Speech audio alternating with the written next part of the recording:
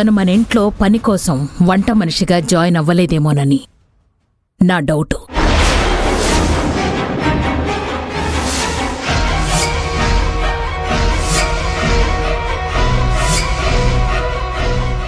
మన నుంచి తనకేదో కావాలి.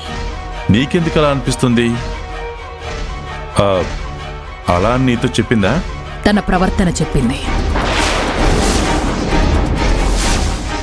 తన చూపు చెప్పింది, తన మాట తీరు చెప్పింది. శారద నాకేదో చెప్పాలనుకుని చెప్పలేకపోవడము, లేకపోతే నా దగ్గర ఏదో దాయడానికి ప్రయత్నం చేయడమో చేస్తోంది.